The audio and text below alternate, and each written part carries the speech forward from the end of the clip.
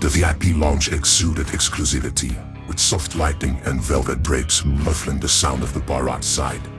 Jake leaned back in his booth, perfectly composed, his sharp suit practically glowing against the dim ambience. Meanwhile, our friends made their way to his booth to discuss the matter of the bounty.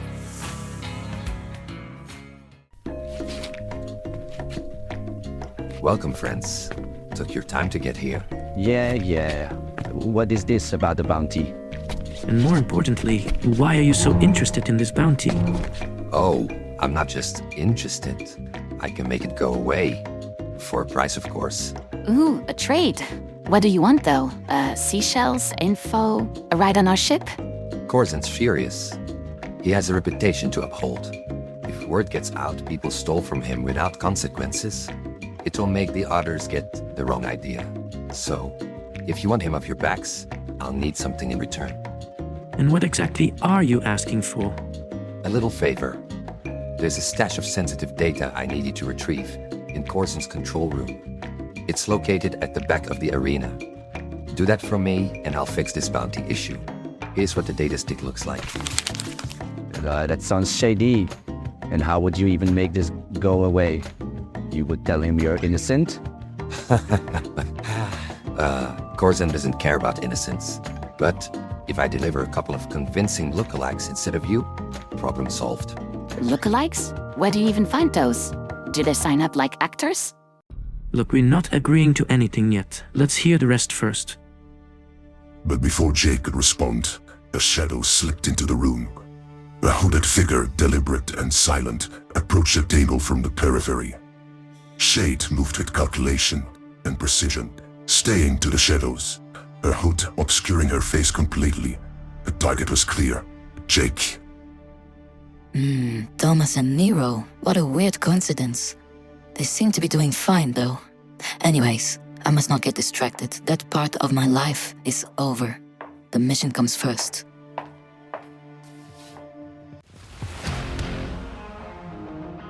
Hold that thought. In a flash, Rose struck. A blade glinted in a dim light as she lunged for Jake, her movements precise and deadly. What? It's an ambush! Get down! Whoa, this is not the kind of excitement I signed up for. Rose, silent and precise, pivoted like a shadow. Her blade cutting through the air as Jake scrambled for cover. But before she could close her distance... Oh, no you don't. Careful. Millie, quick, despite the alcohol still swirling in her system, grabbed the nearest object, a heavy drink tray. With a dramatic plan, she intercepted the blade mid-swing. Oh, Ha! Bet you didn't think I was this good after 2 cosmic cocktails, huh? you have no idea who you're messing with. Nope. But I'm pretty sure you're messing up this lovely VIP experience. Rose shifted tactics, aiming a calculated sweep at Millie's legs, but Millie leapt onto a chair with surprising grace, grabbing her stick weapon in midair. Oh, is this a dance-off now? Because I've got moves for days. Millie, stop provoking the assassin. Unfazed, Rose pressed forward, her blade moving decisively. Millie grabbed a nearby bottle and lobbed it toward her assailant. Oops. Was this an expensive vintage? My bad. You're insufferable. As Rose advanced, Nero sprang into action, flipping the table towards her as an impromptu barrier. You're outnumbered and clearly out of patience. Retreat while you can. For a moment, Rose hesitated. You got lucky this time, Jake. I'll make sure to get you next time. Her sharp eyes darted between the determined Nero and the surprisingly agile Millie and half-shouted Jake. She snarled, then dashed towards the shadows, but not before throwing something sticky near Jake's shoes. Come back anytime for a rematch. I'll bring a bigger tray. The room fell silent save for the faint sound of glass shards crunching under Jake's shoes as he stepped out from behind the overturned table. Okay, that was entirely too close. Close? That was a full-on assassination attempt. She was good, but not tray good. You're safe now, I think. Jake, care to explain why someone wants your tongue so badly they'd risk this? Plenty of ideas, but nothing I can share, I'm afraid. Thank you for your swift action. I might not have made it out alive. Consider this A favor owed. I'll handle your bounty free of charge. We'll keep that in mind. I'll get the data another way. You're actually not such a bad guy after all. As the group settled back down, Rose retreated into the shadows. Her mission temporarily thwarted, but her resolve remained as sharp as her blade.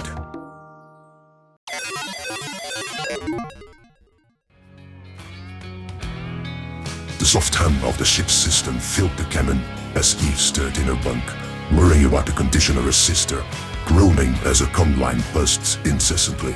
A sudden voice jarred her awake, and she fumbled for the console, blinking groggily.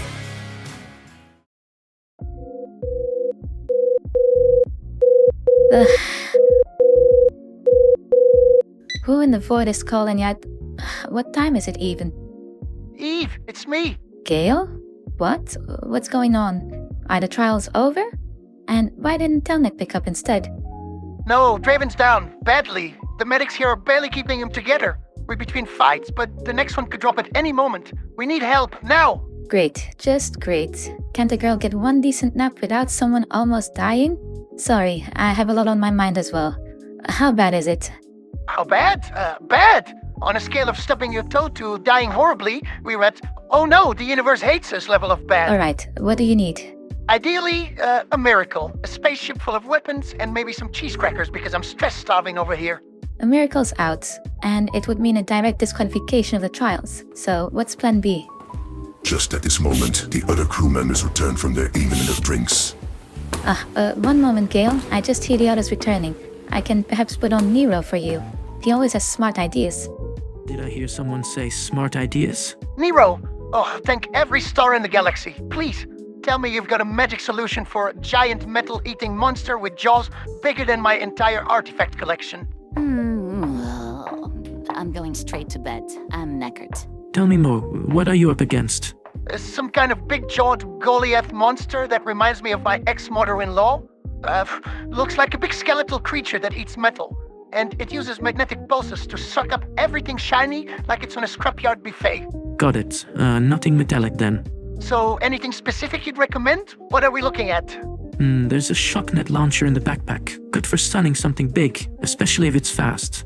And a pheromone lure. Korzan loves using predatory beasts. That might buy you some time and distract the creature. Ah, yeah. I remember seeing that in a stash. Anything else? A plasma charge. In case subtlety doesn't work, it'll pack a punch, but use it wisely. It's a one-shot deal, and there is a big recoil when shooting it. So you better not miss your mark. Oh, great. Single-use save-your-life button. No pressure. I'll just try to keep my eyes open. Thanks, Nero. You're a real lifesaver.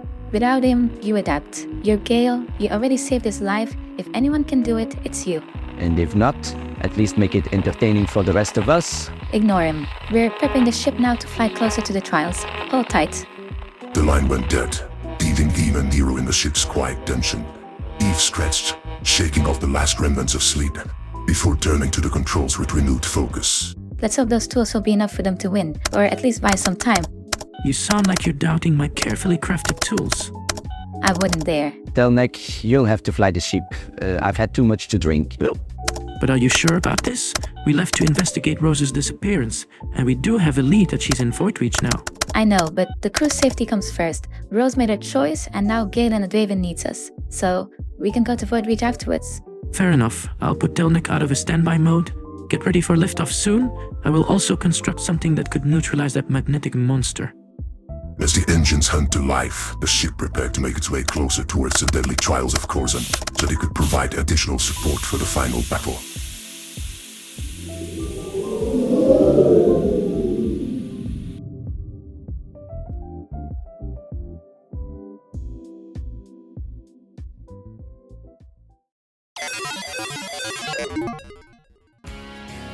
Meanwhile, Shade contacts Zara to let her know the situation of the failed silencing attempt of Jake. Zara, in motion, pacing through a corridor lined with monitors displaying various operations in progress. A headset clings to her ear as she gives orders to her subordinates.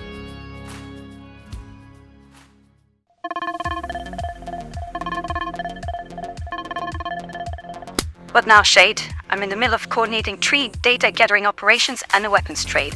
You better not have bad news. It didn't go as planned. Jake's still talking. You are joking, right? Do I sound like I'm joking? The Black Pulse crew somehow was there and interfered.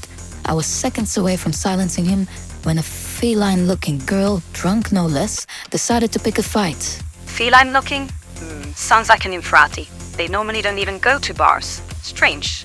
Anyways, you, the legendary Shade, somehow lost to a drunk? She was oddly skilled for someone who could barely stand straight. You try fending off a tipsy tiger martial artist while maintaining your cover. Oh, I'm sorry. Was this mission too hard for my little sister? Maybe next time I'll send in the cleaning droids. Oh, like that time you sent me to clean up your mess on Zarkon 4. How did that turn out, Zyra? Oh right, you almost got me killed. Almost. Which, by the way, you're still alive to complain about, so you're welcome. But never mind all that. Their tribe are excellent fighters. It's what they train for all the time. More importantly, where is Jake at the moment? He's on high alert now. It will be harder to get close again. Great. Just what I need. An informant who knows too much and a sister who's... never mind. Okay, look, just fix it. I don't care how. Jake can't talk, Shade. Not if we're going to stay ahead of the Federation, Korzan, and the other outlaws. This is a cutthroat world we live in. I'll just waltz him to his VIP booth for tea and persuasion. And don't forget the biscuits. Okay, jokes aside, you'd better figure it out. This should be easy for you. I gotta go. With a final glare, Zyra gets the call, leaving Shade staring at the blank screen. You always did love playing the hero, didn't you, Zyra? She exhales sharply, glancing at her blade as if seeking answers. The shadows around her seems to echo her turmoil as she begins thinking of ways to get back on top of the situation.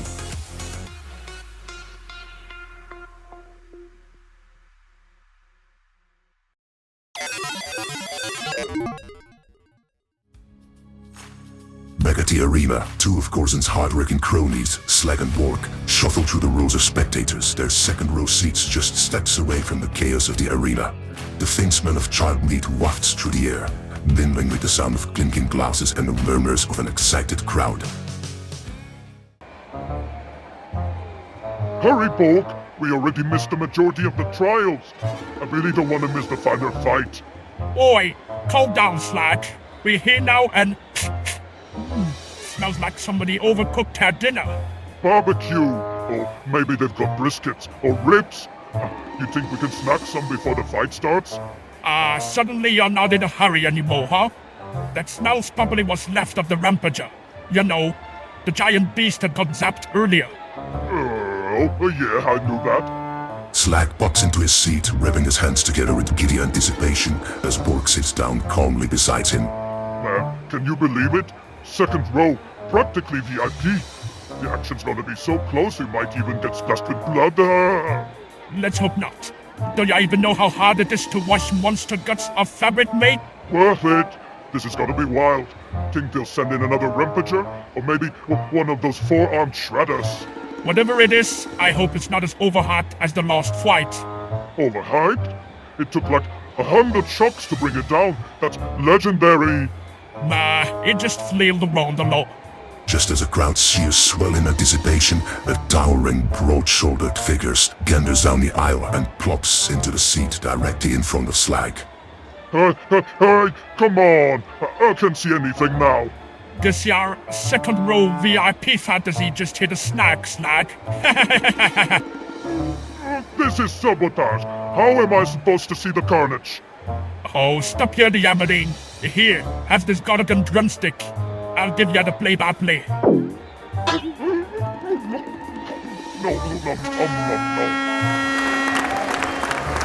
The loud blare of the starting horn cuts him off, and the gates of the arena creak open. A monstrous figure steps into view, illuminated by flickering spotlights. Okay, forget switching. I need to see this. Sit down, you big doofus, before you fall and embarrass us both. As the fight begins, the sound of roaring beasts and crackling energy drowns out the bickering pair, their antics lost amid the chaos of the trial.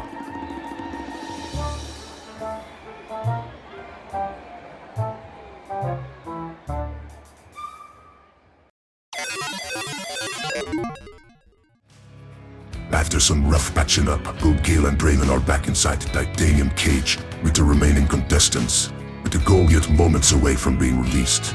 However, Kramer is not his former self and seems to be suffering from a severe concussion.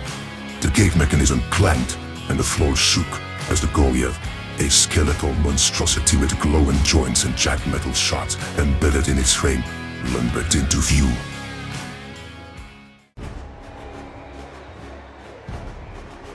My head hurts. Hey, stay close! This thing is going to try to kill us with every piece of metal it can find. Kill us? Wait, who? And why? Us, Draven. And because it's a big scary monster, that's what they do for fun. I don't remember signing up for this. Can we, I don't know, leave? Sure, just let me ask the monster to nicely open the gate for us. The Goliath raised a claw-like limb, and the air vibrated with an ominous hum. Nearby metal debris rattled and lifted into the air, drawn to the creature by its magnetic pull. Move, move, it's charging up! Charging? But charging what? It's galactic cell phone. No, it's magnetic beam, of course. Should I run? Which way do I... Just duck! Whoa! A chunk of sharp steel tore through the air towards them. Gil tackled Draven to the ground, the shrapnel narrowly missing their heads and embedding in the cage wall with a deafening clang. Okay, now stay down and stop moving. I don't like this plan at all. Can we switch plans? Maybe one where we don't get impaled? Hang on, I have a plan. In the meantime, don't get impaled. The Goliath turned its glowing eyes towards the pair, sensing their movement. With a metallic roar, it slammed the limb against the ground, sending a fresh wave of debris flying. Keep it busy. I can shoot it with a special plasma gun, but I've only got one shot at this. Keep it busy? With what? I don't know, your blaster? What's a blaster, and can I eat it? No, it's your gun and... never mind. Here, use these pheromones whilst I prepare the gun. Pheromones? Do I, drink this bottle? For the love of gravity, just toss it on another contestant or something, and make sure it's far, far away from us. Okay, that I can do, I think. While Draven hurls the bottle of pheromones on an unlucky contestant, Gil pulls out the plasma launcher, its bulky frame humming slowly as it powered up. Haha, bullseye. Did you see that? Excellent. Now just hold still, you oversized magnet. The launcher emitted a high-pitched whine, and a pulse of searing energy shot forth, crackling with destructive power. The cage started to rotate once more, and the blast missed its core, striking the titanium cage instead. The plasma tore through the wall, leaving a gaping molten edge hole. The crowd gasped, and the air filled with smoke. Even the rotation stopped momentarily. Did you just shoot our way out? That wasn't exactly the plan, but this might actually work even better. The Goliath rolled once more, dragging its magnetic pull toward the hole. The cage's structural integrity seemed compromised, and even more metallic debris started converging towards the creature.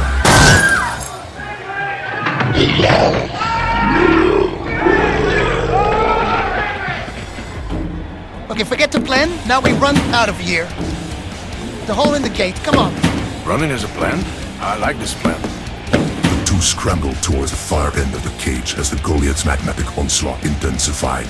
The remaining contestants scattered, and chaos erupted in the arena. The Goliath now also roaming free outside of the cage, enraged but also intrigued by the strong pheromone smell of the participant.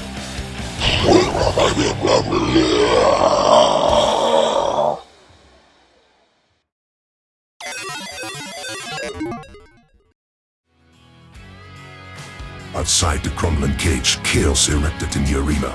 Spectators screamed as the massive Goliath, now unrestrained, dragged shards of metals and debris into its gravitational field, causing various electronic malfunctions preventing the announcer from speaking to the crowd. Meanwhile, the remaining Black Post crew just arrived back at the arena, right as the panic unfolds.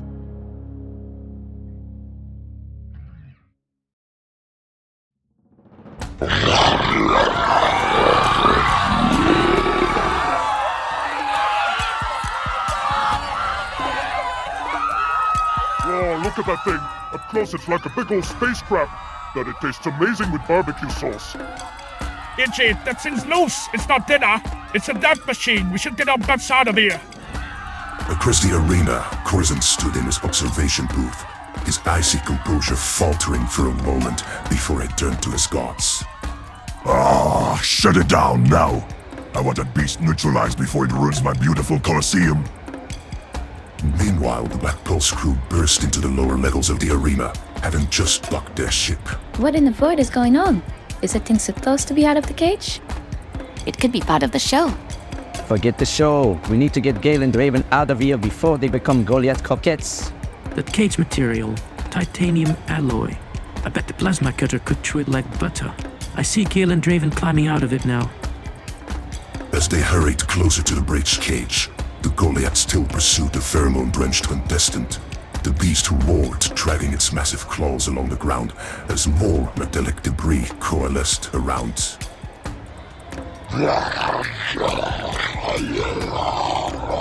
Whoop! It's going for those goons down there. Oh, since it really wants them, should we help him? Are you mad? It's everybody for themselves now. Bork grabbed Slag's arm, pulling him down just as a piece of road debris flew overhead, embedding itself into the sand. We're gonna get crushed! Get down! But then I cannot see the show. Hurry up! We must get out of here before the pheromones wear off. Hey, that metal cage is still piping hot from the energy blast. Don't rush me. But if you hang around here for much longer, we will be a hot pocket meal for the Goliath. So move! They climbed through the breach just as the Goliath's magnetic field intensified, drawing loose weapons, metallic chairs, and even parts of the cage wall towards it. Gale, Draven, over here. Void be praised, we're saved! Am I glad to see you guys. What's the plan? Who are they? Come to us. I have something that will help us get out of this pickle right away. As Nero began unpacking the device from his toolkit, the Goliath let out a deafening roar, sending a wave of debris hurling towards the crew.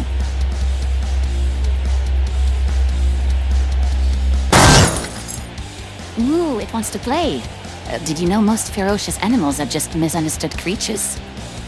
Without waiting, Millie launched herself at the beast, her agility creating an unpredictable flurry of movements that confused even the massive creature. Impressive. She moves so elegantly. The distraction gave Nero just enough time to assemble the crude pulse emitter, designed to scramble the Goliath's magnetic field temporarily. Aim this at its core, it should destabilize its magnetic pull for a few nanobeats. That's all I can give you. A few nanobeats is all I need. As Gale took aim at the device, Millie folded off the Goliath's back, narrowly avoiding a swipe of his massive claws. Relax, we're just playing tag. More like cat and mouse if you ask me. Fine by me, as long as I'm the cat. Meow. Pulse emitter fired, and the Goliath roared in confusion as its magnetic field faltered. The remaining debris fell to the ground, and for a moment, the beast hesitated. Now, everybody run! Come, Draven, we will work on your memory recovery when we are back to safety. Thank you, pretty lady. I would appreciate that. He's being nice to me. He really is more foregone than I expected. Move! But all the exits are blocked by crowds of people. How do we get out of here? There, at the back, the personnel door. Let's go that way. Hurry up! Hey, it's not easy to run in high heels. The crew dashed towards the staff room as the Goliath struggled to regain control. Behind them, Korzan's guard entered the arena, armed with heavy weapons and determined to clean up the mess. Oh, now it's getting really good. Let's go before we're part of the really good buffet!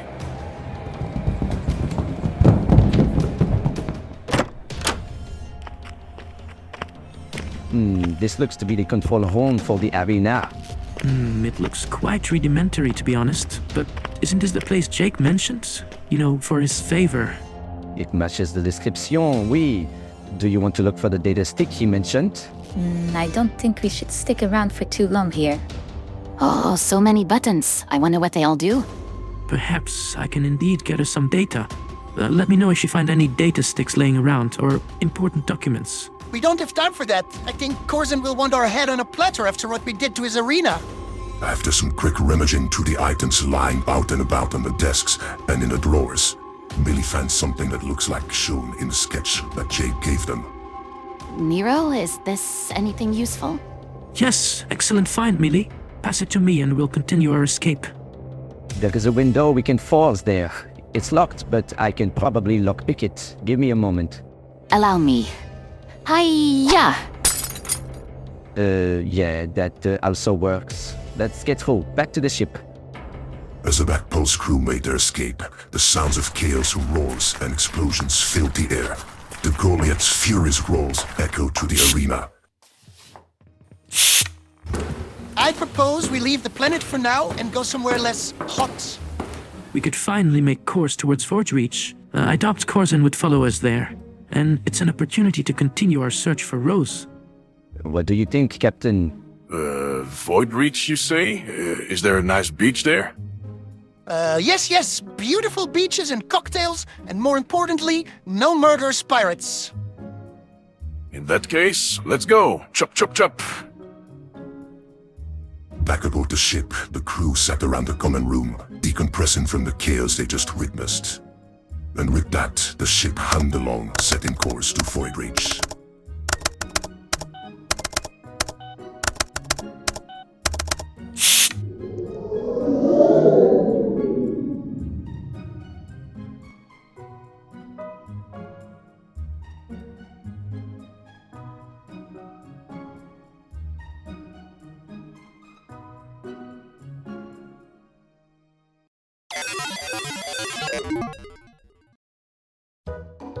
Back aboard the ship, the crew sat around the common room, decompressing from the chaos they just witnessed. Hey, Gale. In the meantime, I thought of a name for the Goliath. The big attractor. Get it? Haha, I also thought of a name for you. The Big Annoyance. And now I need some peace and quiet. Nobody disturb me. Yeah, tough crowd. Ah! Who touched my brushes?